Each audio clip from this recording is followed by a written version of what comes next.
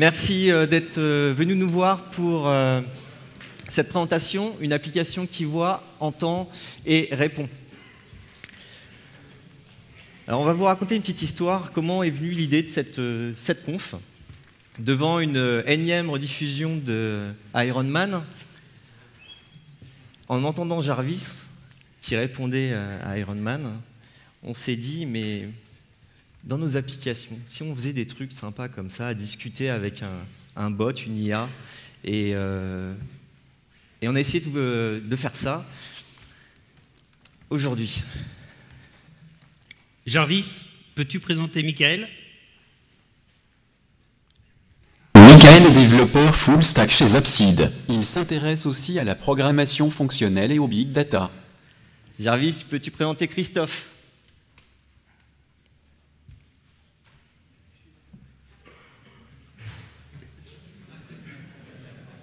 Jarvis, est-ce que tu peux présenter Christophe ? Bon, il veut pas, il y a du lag réseau, c'est pas grave. Je me présenterai tout seul. Donc, je suis agitateur technique chez Zapseed. Il fallait une démo qui rate, c'est fait. La suivante, elle marchera. J'espère. Bon, alors, vous avez peut-être déjà eu envie de faire ce genre de choses-là. Qui, chez vous, a déjà eu envie de faire ça, chez lui ? C'est-à-dire, on va faire un truc comme ça. Ok, presque tout le monde, cool. Et qui a essayé ? Bon, il y a un petit peu moins de monde. Ok ? Et surtout, qui a pris peur en voyant toutes ces choses-là ? Voilà, bon, beaucoup de monde aussi. Alors effectivement, quand on va commencer à vouloir rentrer dans ces domaines, il y a plein de choses compliquées. Du deep learning, des réseaux de neurones, plein d'algorithmes très compliqués. Et ça nous a fait un peu peur. Donc nous, on s'est dit, on va essayer de faire un truc simple en utilisant des API du web, mais il nous faut un cas pratique. Et donc pour le cas pratique, ce qu'on a fait, c'est qu'on a décidé de faire un qui-est avec les photos des speakers de la conférence. Voilà. Donc ça, c'est la deuxième démo. C'est celle qui marche. Celle qui va marcher. Bonjour. Bonjour. Quel est ton prénom ? Christophe. Avec combien de photos souhaites-tu jouer ? 8 photos.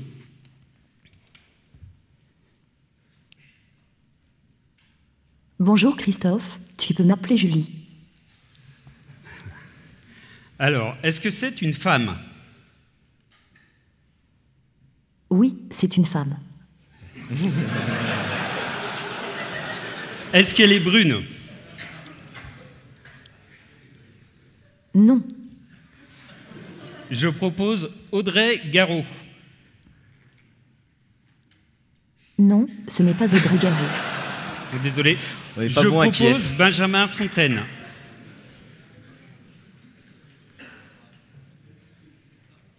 Je propose Benjamin Fontaine. Bravo, c'est bien Benjamin Fontaine. Veux-tu faire une nouvelle partie ? Non, merci.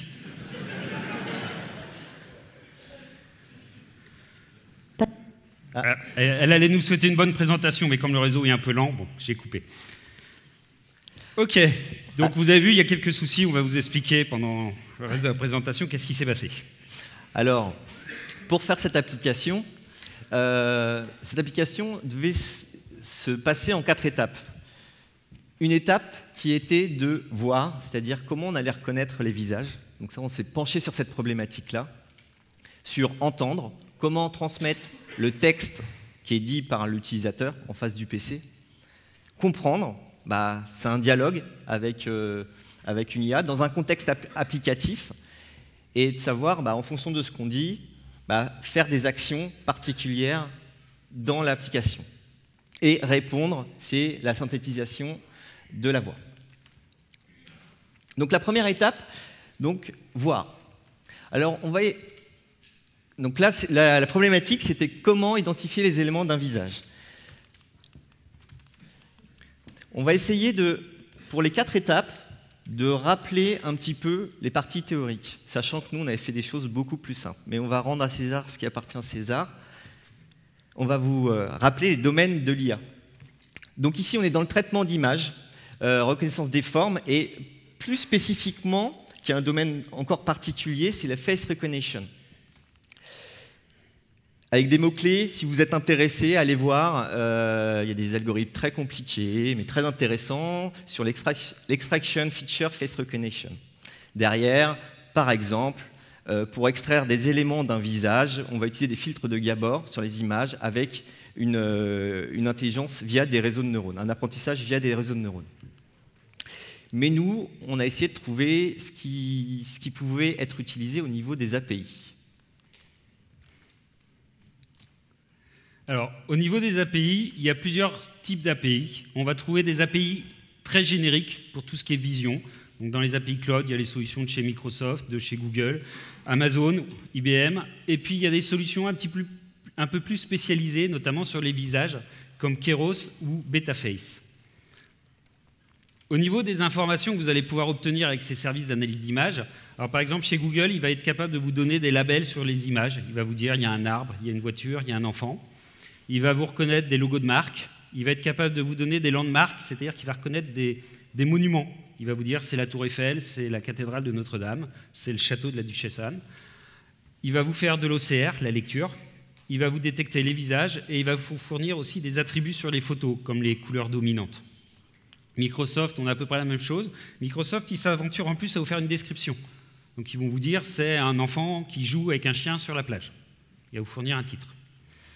Chez Amazon, on va avoir des labels, des visages, des attributs pour la photo. Watson, des labels, les visages détectés. Et puis Keros et Betaface, qui sont vraiment des solutions spécialisées sur les visages. On n'a plus que les visages. Au niveau des infos qu'on peut obtenir sur les visages, donc on a des notions avec des points. Donc il vous donne les coordonnées des yeux, des oreilles, le nez, la bouche. Il va vous donner l'orientation du visage avec des angles vers le haut, le côté, l'inclinaison. Il va vous donner des expressions. Est-ce que c'est un visage qui sourit? Est-ce que c'est un visage qui pleure? Il va vous donner éventuellement un genre. On a vu que ce n'était pas très au point. La présence d'une barbe, la présence de lunettes. Des fois, il vous donne un âge. Nous, on a utilisé Betaface, du coup, celui du bas, qui présentait en plus un autre intérêt, c'est qu'il nous donnait une couleur de cheveux. Au niveau des informations qu'on obtenait avec Betaface, on avait donc un genre, mâle ou femelle, on avait la présence de lunettes, la présence d'une barbe, des couleurs de cheveux. Donc on a black, blonde, red, brown, brown light, not natural light et not natural, ce qui nous faisait en principe 56 groupes, sachant que certains groupes potentiellement sont vides. Je n'ai pas vu de femme à barbe dans les photos des speakers, par exemple. Au niveau de la détection, de l'utilisation d'API de Betaface, comment ça va se passer? Il y a deux phases, parce que c'est un service gratuit sur le web. Donc vous allez d'abord poster l'URL de la photo, ils vont vous renvoyer un identifiant, et là la photo est mise dans une file d'attente, et vous réappelez un autre service avec l'identifiant fourni, et il vous donne le résultat de l'extraction. Donc là, en fait, on n'a pas utilisé en temps réel la reconnaissance des visages. Comme on voulait utiliser que des services gratuits, il y avait Betaface qui offrait cette possibilité-là, donc on est obligé d'y aller, d'analyser les images en avance et enregistrer le résultat de cette extraction d'informations sur les visages. Alors, au niveau des statistiques, par rapport aux images des speakers du DevFest, il y a eu 28 speakers. Donc, t'as pas la bonne version. Il y a 81 speakers de détectés pour 87 photos. Il y a 6 personnes pour qui les visages n'ont pas été détectés. Alors, si on regarde d'un peu plus près, bon, le premier, OK, il n'avait pas mis de photo. Le deuxième, il a les mains devant le visage. Le troisième, je ne sais pas pourquoi, il n'a pas trouvé de visage. Peut-être un peu trop incliné, je ne sais pas. Parce qu'on avait remarqué un truc aussi, c'est qu'on a une constante sur les autres conférences où on a fait cette présentation, c'est qu'il n'aime pas les visages de profil. Si votre photo de profil est de profil, justement, vous n'êtes pas détecté. Deuxième critère, les cheveux. Alors les cheveux, c'est vraiment aléatoire, hein. Le taux de confiance moyen est à 0,44, donc il est vraiment très peu confiant sur ce qu'il nous dit. Alors le premier problème, c'est avec tout ce qui est photo noir et blanc. Donc là, il s'aventure, il nous donne une couleur, mais il nous donne un taux de confiance à 0. Deuxième problème, c'est qu'il n'y a pas de catégorie pour les gens qui n'ont pas de cheveux. Brun, blond, roux, pas naturel, mais il n'y a pas de cheveux. Donc il nous donne une couleur et 0. Troisième catégorie, c'est les gens qui ont des chapeaux, des casquettes. À ce moment-là, ils nous disent c'est pas naturel, avec un taux de confiance. Au niveau des genres, même chose. On a vu en plus dans la démo, là, pile poil, ça est bien tombé dans le tirage aléatoire. Il nous a trouvé 21 femmes, sauf qu'il y a beaucoup d'hommes qui sont classés comme des femmes. Enfin, beaucoup d'hommes. C'est-à-dire qu'il y a à peu près la moitié des femmes identifiées qui sont des hommes en réalité. Les noms correspondant aux femmes sont en blanc. Et on a un bêtisier donc, qui nous a quand même trouvé une femme sûre, avec un taux de confiance de 1, mais de la barbe avec un taux de confiance à 0,9. Alors, ça nous était déjà arrivé sur des hommes barbus qui nous les classent comme des femmes, en nous disant qu'il y a une barbe. C'est la première fois que ça nous arrive avec une femme. On est désolé. Donc, au niveau de l'utilisation, comme on vous disait, ce qu'on a fait, c'est qu'on a parsé le site, on a envoyé les photos des speakers, on stocke ça dans une base, et au niveau du jeu, vous avez vu dans la phase d'initialisation, il me demande avec combien de photos je veux jouer. Donc je lui dis je veux jouer avec 8 photos. On va tirer au sort 8 photos dans les différentes catégories. Ils sont classés par catégorie, donc les hommes bruns à barbe, les hommes bruns sans barbe, etc. Et puis il nous envoie les identifiants, et nous on retourne chercher les caractéristiques pour permettre de jouer le jeu. On va passer à la deuxième étape qui est l'écoute. Le passage, la problématique, c'était de passer donc, un flux audio vers du texte qui peut être plus facilement manipulable. Donc derrière la théorie qui se cache derrière, donc c'est la reconnaissance vocale. Donc c'est un sous-domaine de language processing NLP. On verra que ce sous-domaine de l'IA est hyper utilisé là, justement dans notre use case. On s'aperçoit sur toutes nos problématiques que ce sous-domaine-là est hyper utilisé. Au niveau des mots-clés speech to text, automated speech recognition, donc on est toujours dans l'apprentissage avec des chaînes de Markov ou des réseaux de neurones. Et nous, donc, on est parti sur des API clés en main. Alors, il existe deux types d'API. Alors, les API en ligne, qui sont fournis par les grands du web, Watson, Google, Microsoft. La problématique ici, c'était d'envoyer un fichier de son vers des fournisseurs d'API. Du coup, il y avait une grosse latence et surtout, en fait, il y a un problème sur le format d'encodage. C'est-à-dire qu'il est hyper compliqué en JavaScript d'avoir, même s'il existe très peu d'encodage, qui soit compatible avec ces genres d'API, en tout cas sur la partie web. Ce qu'il faut, c'est qu'il faut que vous envoyez vos fichiers son dans un format de compression qui n'est pas destructif. Et il n'y a pas d'API JavaScript qui font ce genre de choses. Donc c'est un peu plus compliqué sur une page web. Il y a des bibliothèques aussi qui existent, JuluJS, PocketSphinx.js. On ne les a pas utilisés, c'était plus un choix du départ. On a regardé, peut-être à un moment donné on l'utilisera pour avancer un petit peu sur d'autres problématiques. Et surtout on est passé sur Speech Recognition, qui est une spec qui est supportée principalement par Chrome et Opera et par Firefox, mais Firefox par défaut, je dis après, ok. Non, c'est juste que Firefox l'a enlevé. Donc au début il y avait un flag activé, mais ils l'ont même carrément enlevé de la version. Il faut compiler le truc si vous le voulez. Voilà, il faudra compiler Firefox si on veut activer cette option. Je te laisse la démo. Ouais. Alors comment ça se passe au niveau de Speech Recognition? C'est très simple, hein. Quelques lignes de code. Vous allez instancier un objet. Alors, comme pour l'instant, c'est implémenté que sur Chrome, ils ont préfixé avec WebKit, donc c'est WebKit Speech Recognition. Il faut savoir que la spec, elle date de 2011, mais elle n'est toujours pas finale. Derrière, vous allez faire un Recognition on Result. Vous allez fournir une fonction qui va recevoir un event. Dans cet event, vous aurez des résultats. Donc des tableaux de résultats, il va vous proposer plusieurs versions de transcription avec plusieurs avec des taux de confiance associés à chaque fois. Et puis, vous lancez la reconnaissance simplement. Donc, par exemple, les voitures roulent. Voilà. Donc on voit, il m'a refait la transcription avec le taux de confiance. Il m'a même fait la conjugaison des voitures. Enfin, du verbe, puisque j'ai des voitures, elles roulent au pluriel.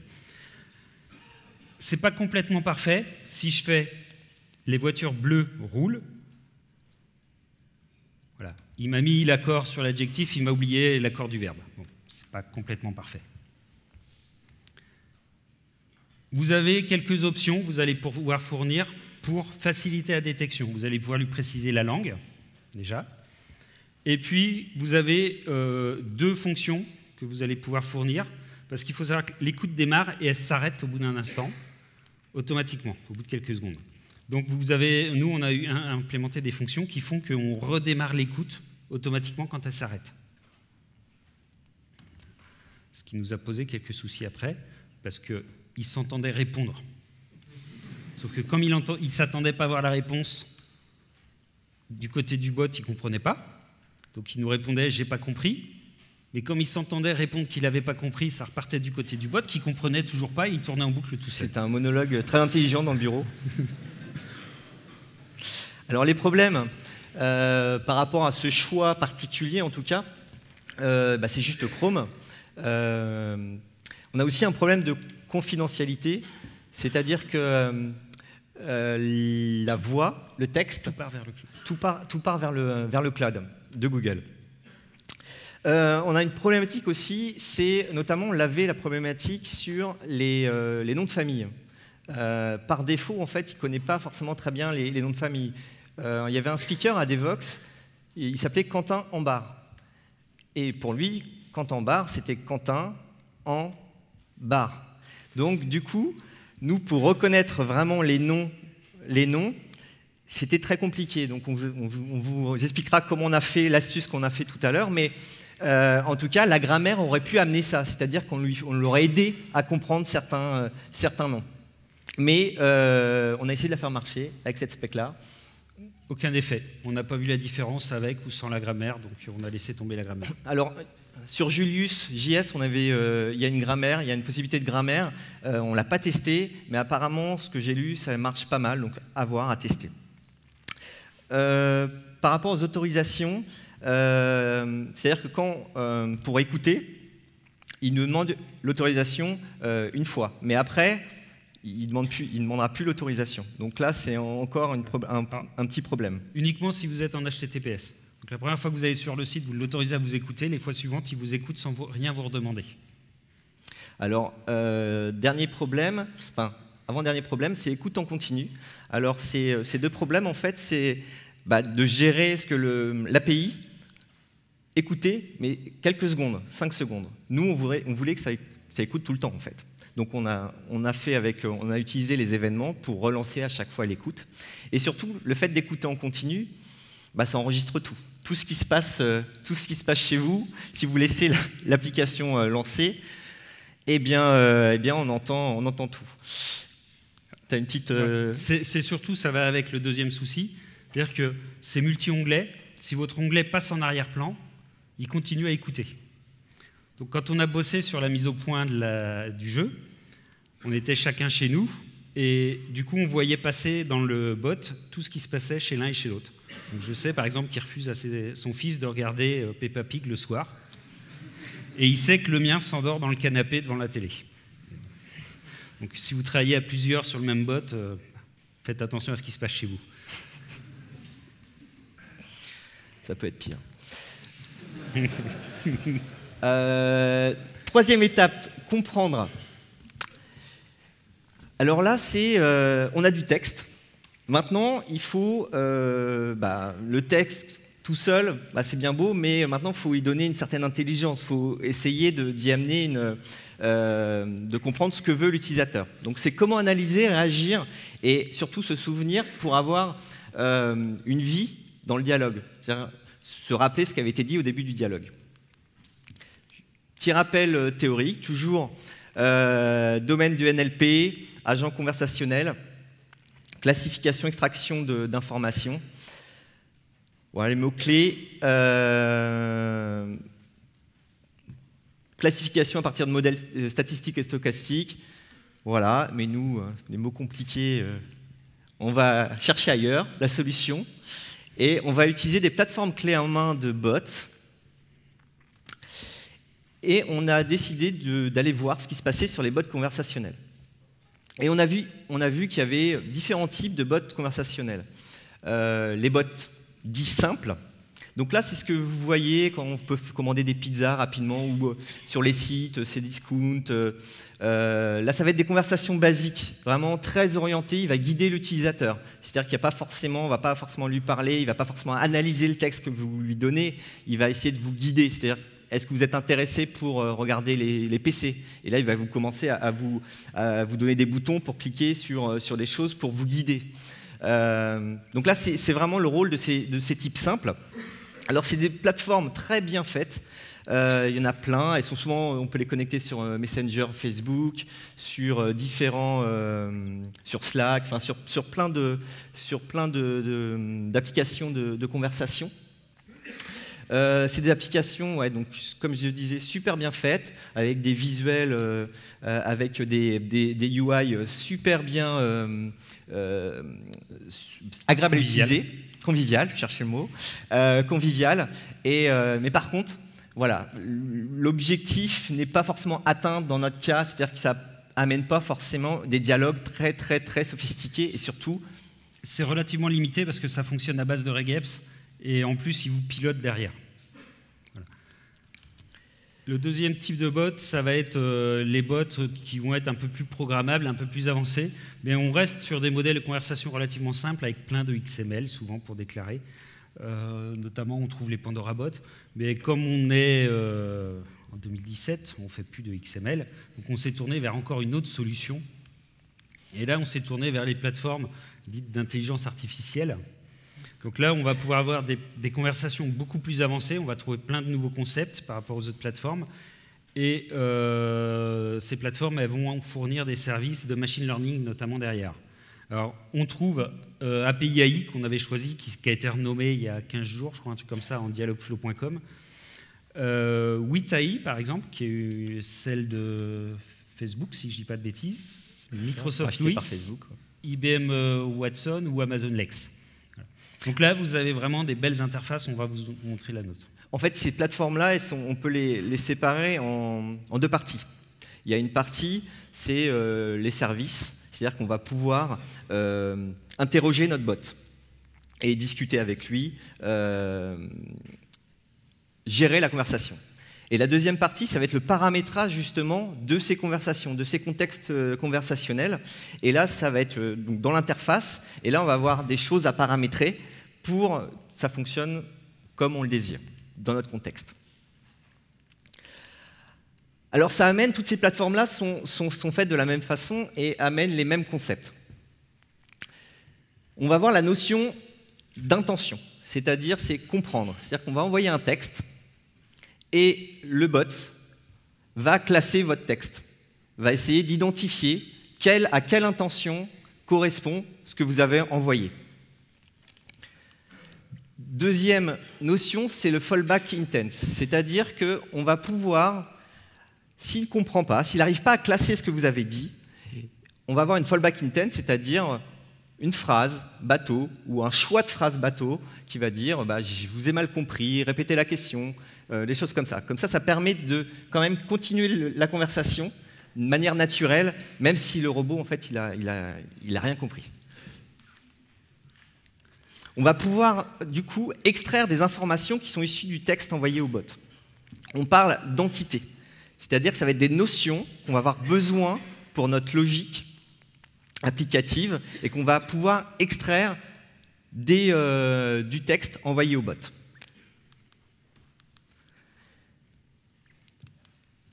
On va pouvoir gérer des dialogues. Alors, soit on fait un dialogue continu en faisant des appels entre le bot et l'application, et on va pouvoir aussi gérer des dialogues, mais hyper conditionné, c'est-à-dire qu'il va avoir une certaine, par exemple, le bot va nous guider, c'est-à-dire va nous dire, comme tout à l'heure avec les photos, il va nous demander « Bonjour, avec combien de photos vous allez jouer ?» Si on ne donne pas le nombre de photos, il va revenir, rappelle-moi le cas, c'était pas avec le photo, il va reposer le nombre de photos. Ce qu'il faut voir, on va vous le montrer, ça sera plus évident dans l'interface, mais si vous ne fournissez pas assez d'informations, potentiellement le bot il est capable d'engager un dialogue avec vous pour vous demander le complément d'informations. Comme on est dans un dialogue, une conversation, il y a un enchaînement dans le jeu, on va conserver un contexte. Typiquement, il conserve le nom. Je lui donne mon nom en début et il me dit « Bonjour Christophe, tu peux m'appeler Julie ». Alors, il peut enregistrer des informations, mais aussi, il peut mémoriser que vous êtes passé par des intentions. C'est que vous désirez à un moment donné dans la conversation vouloir commencer une partie. Et ça, il s'en rappelle. Il va pouvoir aussi faire des choses. C'est-à-dire que sur certaines intentions, il va être capable d'appeler un webhook, donc appeler un serveur quelque part pour récupérer des informations, éventuellement déclencher une action. Typiquement, c'est ce qu'il fait quand il a toutes les informations du démarrage de partie pour aller chercher auprès du serveur des identifiants de speaker. Et dernière partie, il va pouvoir s'améliorer. Vous allez pouvoir entraîner votre bot avec des compléments d'informations. Alors, j'ai les screenshots, mais ça va marcher dans le bot si le réseau est avec nous. En live. Alors, la première notion, donc là, on est sur Dialogflow, anciennement API AI. Vous allez créer votre bot, vous pouvez préciser la langue pour le bot, et vous allez pouvoir créer des intents. Donc, les intents, ce sont les fameuses intentions. Typiquement ici, j'ai un intent, glasses, qui correspond aux lunettes. Donc, ce que vous allez faire, c'est que vous allez renseigner plusieurs possibilités de phrases pour le bot. Je vais pouvoir demander, est-ce qu'il a des lunettes? Alors, quelle a des lunettes? C'est lié à l'apprentissage. Il a des lunettes, est-ce qu'elle a des lunettes? Est-ce que l'inconnu a des lunettes? Est-ce qu'il a des lunettes? Porte-t-il des lunettes? Voilà, je vais pouvoir programmer quelques exemples de phrases pour le bot. Et en bas, mon bot, il va pouvoir renvoyer une réponse. Donc ici, on a triché, on a détourné, ce n'est pas la réponse qui est prononcée par le jeu, c'est une réponse pour le moteur de logique du jeu qui me dit le critère c'est glasses et c'est oui, est-ce qu'il en a? Parce que ce qu'il faut savoir, c'est que dans l'intent, on ne peut pas coder la négation. Donc vous êtes obligé de faire un deuxième intent pour la négation qui, lui, va comprendre les phrases avec la négation. Et nous, ça nous permet de comprendre ce qu'a voulu dire l'utilisateur. Ce n'est pas le robot qui a toute l'intelligence, c'est notre application qui a toute l'intelligence. Nous, on veut juste savoir ce que dit l'utilisateur. Là, il nous demande si glasses oui, ça veut dire qu'il demande si oui, il y a des lunettes. Voilà. La notion suivante, du coup, c'est les entities, extraire une information. Donc on va avoir différentes entities, comme le genre, la couleur des cheveux. Si je prends le genre, j'ai deux valeurs possibles, mâle et femelle, et du coup, je vais lui donner des mots qui vont correspondre à cette valeur de l'entity. Donc un homme, un garçon, ça sera classé en tant que mâle. Une femme, une fille, ça sera classé en tant que femelle. Ce qui va se passer ensuite, c'est que je vais avoir un intent, ici par exemple, dans le gender, où je vais avoir mes phrases. Est-ce que c'est une femme? Donc vous voyez ici qu'il me détecte effectivement que c'est l'intent gender. Donc éventuellement, je peux le préciser s'il ne l'avait pas fait tout seul. Et je vais pouvoir en extraire la valeur dans une variable de $gender et il va me renvoyer ce résultat. Donc ici, il va me renvoyer gender de points, soit mâle, soit femelle. Donc l'avantage, c'est que ça me permet de normaliser ce qu'avait dit mon utilisateur. Et là, dans l'exemple, en fait, il peut automatiquement extraire des entités. Là, il a repéré qu'il y avait un nombre. Bon, là, on ne l'utilise pas, mais il le fait de manière automatique. L'étape suivante, c'est le dialogue. Demandez un complément d'information si vous n'avez pas assez d'informations. C'est prise de contact. Voilà. Donc ici, j'ai des exemples de phrases. Bonjour, je m'appelle Christophe, je voudrais faire une partie avec 8 photos. Donc, dedans, il a un username, qui est le nom du joueur, et il a une deuxième entity qui est le nombre de photos. Ce que vous allez pouvoir faire, c'est lui dire ici que ces entités sont requises et lui préciser à côté des phrases pour aller demander l'information si elle n'est pas fournie. Donc si je ne lui fournis pas l'information, le bot il va être capable de me répondre « Bonjour, quel est ton prénom ?» ou « Bonjour, comment t'appelles-tu » Il va tirer au sort entre les différentes possibilités. Et comme ça vous permet aussi d'avoir un bot qui soit un peu moins mécanique, quelque chose de plus vivant, qui ne parle pas toujours de la même façon. Une fois qu'on aura toutes nos informations, on va passer par le webhook. Donc ce coup-ci, on utilise le webhook et ces informations seront envoyées vers notre serveur derrière qui va s'occuper du tirage au sort des speakers en fonction du nombre de photos que vous vouliez. Dans le cadre du webhook, alors là on n'a pas eu le bug, on a le bug parfois, parce qu'on utilise une plateforme Heroku et des fois elle n'a pas le temps de se réveiller entre le chargement de la page et l'appel du serveur. Si la plateforme derrière est tombée, vous avez le texte de réponse qui va être utilisé pour répondre à l'utilisateur. On voit d'ailleurs ici, je réutilise la variable $prénom. Donc ça, ce sont des choses que vous allez pouvoir positionner, c'est la fameuse notion de contexte. Donc on va pouvoir lui donner un contexte avec une durée de vie, 5 appels, 25 appels, qui va me permettre de stocker le fait que ça y est, la partie est commencée, on est dans un game. À quoi ça va servir? Si je vous remontre par exemple celui-ci, sur le gen... Alors, pas celui-ci, tiens. Forcément. Il n'y a pas le contexte? Non. S'il faut que tu le déploies. Il faut que je le déplie peut-être. Non, je ne l'ai pas. Alors, il était peut-être sur l'autre. C'est que je n'avais pas déplié. On ne l'a pas mis partout, mais ça marchait bien. Non, je ne vais pas le retrouver. On peut rajouter ici les contextes en entrée.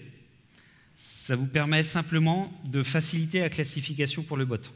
C'est-à-dire que, typiquement, s'il n'y a pas de contexte game, alors que vous avez dit que j'ai besoin d'un contexte game en entrée de mon intent, à ce moment-là, il va oublier la classification. Elle sera automatiquement exclue. Parler, qu'est-ce qui me manque encore? Je ne sais plus. Vas-y, fais voir. Intent fallback, le dialogue, on a fait, le contexte, on a fait, le webhook. Donc au niveau du webhook, ah oui, et puis la partie training. Au niveau du webhook, donc ici, vous allez pouvoir déclarer, vous allez pouvoir passer des entêtes si vous avez besoin d'entêtes autres pour l'authentification, la protection de votre back-end. Et puis, ce qui va se passer, c'est qu'il va vous envoyer un JSON, je vous montrerai après, côté serveur à récupérer. Vous allez pouvoir remettre vous des données dedans et réenvoyer ça vers le client. Et dernière partie, c'est la partie training. Donc, dans la partie training, on va retrouver les différents dialogues. Donc, par exemple, celui qui a été fait tout à l'heure en début de conférence. Et vous allez être capable ici de le corriger. Donc, de lui dire, oui, ça, c'était bien un gender, ou non, c'était pas un gender, c'est pas ce que je voulais, c'est pas le bon intent. Ou vous allez être capable de lui dire, oui, oui, ça, c'était bien détecté, ça, c'était bien détecté aussi. Et après, vous allez approuver. Et donc, on voit ici qu'il y a un petit entraînement de la partie d'IA derrière votre bot, qui va s'améliorer.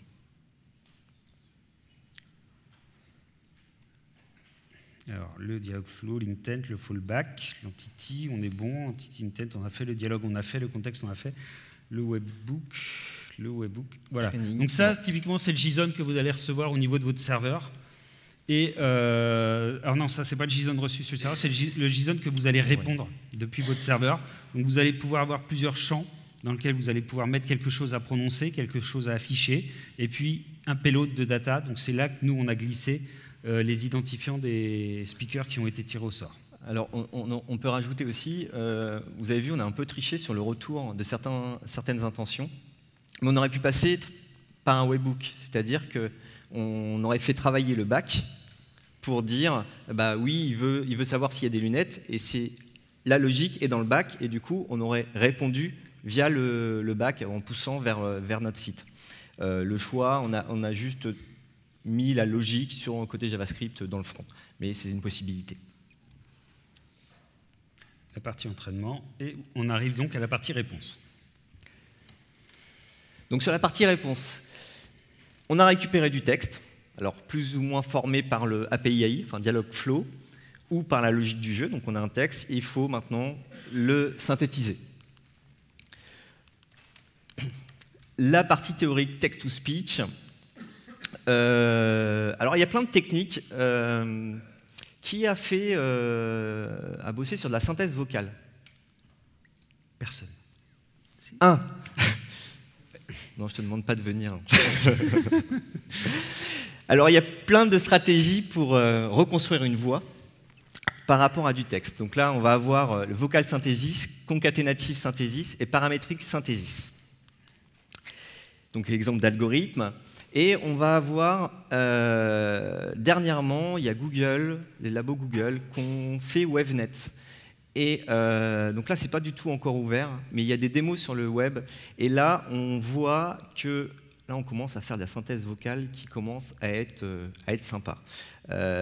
Globalement, sur ce qu'on va vous faire voir, les voix ne sont pas encore super, mais là, avec WaveNet, on va pouvoir faire chanter la voix dynamiquement, des choses hyper intéressantes. Donc, je vous conseille d'aller voir WaveNet, c'est assez sympa. Mais nous, on n'est pas encore sur WaveNet et on a fait autre chose, on a utilisé d'autres API. Alors, sur les API en ligne, Là, du coup, les API en ligne, on va être obligé d'envoyer le texte à des sites. Et là, du coup, ils vont générer le flux audio et il va y avoir une certaine latence qui n'est pas forcément toujours constante avec certains sites. Et nous, on vous rappelle, on essaie d'avoir un truc un peu gratuit pour notre présentation. Du coup, c'était un flux généré et derrière, on le récupérait soit sur une localisation distante via un flux et avec l'API audio du navigateur, on pouvait le lancer. Donc là, il y en a plein, il y a plein d'API. Alors là, il y en a des centaines, voire des milliers de fournisseurs de ces API-là. Mais nous, on a été regarder ce qui se passait sur Speech Synthesis. Et donc, c'est une spec qui est compatible, enfin, qui supportait un peu partout, sauf IE. De toute façon, on n'utilise plus IE. Et donc là, c'est une spec qui date de, je ne me rappelle plus, on l'avait, je sais plus. En tout cas, elle est plutôt bien implémentée. Une petite démo. Alors, à quoi ça va ressembler d'un point de vue code? C'est relativement simple. Vous allez faire un speech synthesis utterance à qui, en paramètre, vous donnez la phrase, le message que vous voulez faire prononcer. Vous allez préciser la langue à utiliser pour faire prononcer cette phrase. Et derrière, vous appelez window speech synthesis speech et vous lui donnez en paramètre le speech synthesis utterance que vous venez de créer. Vous allez pouvoir moduler un petit peu, c'est-à-dire que vos navigateurs vont vous proposer plusieurs voix. Donc vous allez pouvoir éventuellement sélectionner une voix et puis vous allez pouvoir jouer sur le pitch et le rate. Donc le pitch, ça va être la tonalité, avoir une voix plus ou moins aiguë, et le rate, c'est la vitesse. Alors, par exemple, ici, bonjour, DFS Nantes. Là. Bonjour, DFS Nantes. C'est synthétisé en local. On voit que la qualité n'est pas forcément très très bonne. Par contre, ça va très très vite. Alors, si on veut jouer avec la liste des langues, on peut le faire prononcer, par exemple, à Alice avec un accent italien. Bonjour, DFS Nantes. Voilà. Si vous fouillez dans la liste des voix, vous allez trouver des voix Google. Alors ces voix Google, ce sont des voix qui sont, elles, générées côté cloud. Donc on va se retrouver avec plus de latence sur l'appel. Par contre, la qualité va être largement meilleure. Donc je clique. Bonjour de Fest Nantes. C'est quand même beaucoup moins mécanique que la première voix qu'on avait. Par contre, comme le réseau n'est pas forcément très bon ici, c'est pas si long que ça. Enfin, voilà. Il y a une latence, mais c'est pas. C'est inclus dans l'implémentation de la spec en fait par Google. Du coup. Ce qu'il faut savoir, c'est que d'une mise à jour de Google à l'autre, l'ordre des voix est susceptible de changer. Donc voilà. Si vous fermez votre navigateur et que vous le redémarrez et que vous aviez choisi la voix 14 systématiquement, tout à coup, ça va parler italien. Donc il faut vraiment que vous balayiez la liste des langues pour retrouver la bonne voix. Ou Thomas, et il supprime Thomas du jour au lendemain. Et ça va aussi varier en fonction des plateformes. Ouais. C'est-à-dire que sur mon Mac, je ne sais plus, j'ai une quarantaine de voix. Beaucoup, ouais. Et sur le Linux, il y en a une douzaine. Voilà. Voilà. C'est lié à la plateforme. On a deux autres choses qui sont intéressantes sur le speech synthesis, qui sont le onStart et le onEnd. Vous allez pouvoir définir des méthodes qui seront invoquées. Alors pourquoi c'est super intéressant? C'est là qu'au moment où on va commencer à parler, on arrêtait d'écouter. Puis quand on avait fini de parler, on relance l'écoute. Juste pour s'assurer que le jeu ne s'entende pas répondre, ce que je vous disais tout à l'heure, et renvoyer la réponse à la plateforme pour ensuite être perdu. Au niveau de l'intégration, du coup, comment ça marche? Comment est-ce qu'on a fait le jeu? On est parti de la page des speakers de la conférence, parser un petit peu la page des speakers, récupérer les photos, les noms, on a envoyé les photos vers Betafest et on a stocké ça dans une base en attente. Alors, je n'ai pas changé le logo, c'est plus API, c'est Dialogflow. Il faut savoir que Chrome, derrière le speech recognition, il s'appuie sur le service de Google qui s'appelle Hello, que vous pouvez aussi, vous, décider d'appeler à l'extérieur. Mais là, c'est plus facile, il y a 3 lignes de script, il n'y a pas d'appel serveur à faire, etc. Google Home, par exemple, utilise le service Hello, justement. Du coup, on a la phase d'initialisation de la partie. Le premier dialogue que j'engage avec le bot, le bonjour. Bonjour, comment t'appelles-tu? Christophe, tu veux jouer avec combien? 8 photos. Donc là, j'ai la phase de dialogue. Le dialogue vers le haut, vers Hello, est complètement transparent pour moi. À ce moment-là, quand le bot il a tout ce qu'il lui fallait dans son dialogue, le nombre de photos, le nom du joueur, il va appeler notre serveur derrière pour aller tirer au sort les speakers. Et nous, on retourne chercher les caractéristiques des speakers qui ont été tirés au sort. C'est un choix de faire ça en 2 appels, de ne pas tout passer par la plateforme du bot.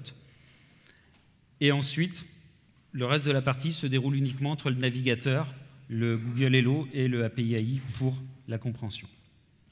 On aurait pu, comme on vous disait tout à l'heure, passer par le webbook, avoir juste l'appel aux API côté front, et derrière toute la construction du texte en fonction du jeu, du contexte du jeu, peut-être sur le back. On préférait garder cette logique-là sur le front, mais c'était un choix dès le départ. Alors dans la conclusion, d'ailleurs on n'a pas donné la petite astuce, on va la donner là, on a été agréablement surpris par tout ce qui était simplicité finalement d'utilisation des plateformes. Vous avez vu, le chatbot, c'est super facile de créer des choses à l'intérieur. Les appels, ce sont des simples appels de service REST. Pareil pour le BetaFace. Enfin, c'est vraiment super simple. Les qualités sont plus ou moins bonnes en fonction des services. Après, on ne se plaint pas trop. On a fait le choix d'utiliser uniquement des services gratuits. Tout n'est pas mature. On l'a vu sur la reconnaissance des visages. Il y avait pas mal d'erreurs. Je pense que les services, aujourd'hui, il y a assez de services. Si on veut vraiment faire quelque chose en production, je pense qu'il y a des services aujourd'hui qui sont encore plus matures que ce service-là. Et l'autre chose aussi, c'est sur la partie speech recognition. Donc, la qualité est plutôt bonne. On a la problématique qu'on n'a pas réussi à faire fonctionner les dictionnaires. Donc l'idée, c'était de lui fournir un dictionnaire avec les noms des speakers pour qu'ils soient tous reconnus, ce qui n'était pas le cas. On n'a pas réussi à le faire fonctionner. Et du coup, on a été obligé de contourner le problème. Donc on a triché en utilisant une distance de Levenstein. Donc ce qu'on fait, c'est que quand il va nous répondre, ce qu'il a trouvé comme étant le nom du speaker, alors je ne sais pas si vous connaissez l'algo de Levenstein, c'est que vous prenez 2 mots et vous calculez le nombre de lettres qu'il faut changer pour passer d'un mot à l'autre. Avec des poids sur les permutations, sur les changements dans la position du mot. Et du coup, la grosse difficulté, ça a été de trouver le bon seuil pour dire oui, c'est le bon nom que tu as reconnu ou non. C'est-à-dire que si on autorisait trop, on avait des faux positifs. Si on descendait le seuil trop bas, des fois on avait prononcé le bon nom, mais la reconnaissance était vraiment trop mauvaise pour se rapprocher suffisamment du nom. Donc là, on a joué un petit peu. On a encore une fois de temps en temps quelques faux positifs où je propose un nom et il me dit oui en maintenant la photo d'à côté qu'en mettant la bonne. Voilà. Donc là, c'est pareil, c'est pas complètement au point. Ça serait résolu si on avait les grammaires. Pour l'instant, ça marche pas. On n'a rien oublié. Et il nous reste 10 minutes, à peine 10 minutes pour les questions. Voilà. Si vous avez des questions. Oui. Attends le micro, s'il te plaît. Dans les services que vous avez utilisés, est-ce qu'il y a la possibilité d'envoyer une phrase et qui nous renvoie juste ça c'est le sujet, ça c'est le verbe, ça c'est le complément? Alors, pas sur le speech recognition qu'on a utilisé, mais dans les services directement, si tu attaques directement les services de Google ou ceux d'Amazon, il me semble, IBM aussi, Watson le fait aussi, il fait le découpage de la grammaire des phrases, effectivement. Ouais, alors sur le service de Google, pour avoir essayé, il y a un autre problème, c'est qu'il ne fait pas la ponctuation. Donc si on parle pendant une demi-heure, ben, on a une grosse phrase d'une demi-heure, donc intraitable aussi derrière. D'accord. On n'a pas essayé de parler une demi-heure. On n'avait pas ce use case-là, donc on ne l'a pas forcément vu. Une autre question? Oui. Là, juste... vous avez parlé que le principal problème des API de reconnaissance vocale, c'est que ça tournait en continu. Que ça? Ça tournait en continu, ça écoutait en continu, ouais. Et sauf que du coup, c'est payant, en fait, ces appels-là. Alors, il Les API sont payants sur les nombres de messages envoyés. Effectivement, nous, en le faisant tourner en continu dans le concept du jeu, on se retrouve à envoyer énormément de phrases et tu vas dépasser les quotas. Si tu passes par ce qui nous a amené à faire ce choix-là aussi, par le speech recognition dans le navigateur, c'est pas payant. Alors que si tu passes à côté en appelant directement Hello, tu as un nombre d'appels gratuits et après tu vas payer. Tu as d'autres solutions. J'en ai pas trouvé qui tournaient dans les navigateurs. Comme on voulait faire un truc dans un navigateur, on avait écarté. Mais par exemple, tu as des projets comme Snowboy, où tu vas avoir des tout petits réseaux de neurones que tu vas pouvoir entraîner à reconnaître un mot qui vont tourner en fond, en local. Et du coup, quand il va détecter ton mot-clé pour lancer, il va être capable derrière de lancer l'enregistrement pour envoyer auprès du cloud pour faire la vraie reconnaissance complète sur une plateforme plus avancée. Et ben justement, c'était ma problématique. En fait, j'utilise Snowboy qui fonctionne très bien sur Raspberry, par exemple, sauf qu'en fait, c'est pas multiplateforme et quand je veux faire mon dev et tester sur un Windows, par exemple, ça marche pas. Voilà. Il n'y en a pas d'autres en fait que Snowboy qui fonctionne aussi bien que Snowboy en multiplateforme? Non, j'en ai pas vu. On n'a pas cherché, on n'a pas été plus loin. Ouais. J'avais vu Snowboy et voilà, moi je restais dans le contexte du navigateur, donc j'ai pas été fouillé plus loin, mais. Ouais. Ok, merci. Une autre question? Oui. Merci. Petite question, c'est vrai que vous, tout ce que vous avez présenté, comme vous avez dit, c'est via navigateur, via les API. Est-ce que vous avez fait des recherches vraiment pour notamment les reconnaissances vocales, mais en local? Vraiment tout ce qui serait traité directement par la machine? Alors, si tu veux vraiment travailler en local, est-ce que tu veux rester dans un navigateur ou hors navigateur? Déjà? L'idée, non, ça serait en dehors du navigateur. En dehors du navigateur. Alors, on n'a pas exploré ces solutions-là parce qu'on partait vraiment, nous, sur l'idée d'un jeu intégré dans un site web ou quelque chose comme ça. Il y a des solutions, typiquement les libs à base de dictionnaires comme Pocket Sphinx JS et Julius JS. Yes. Ce sont des portages JavaScript de libs natifs qui existent.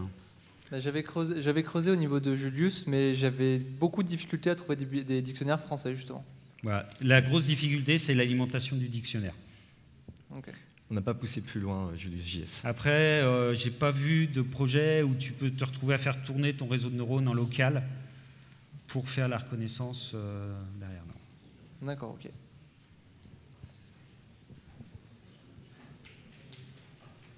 Une autre question?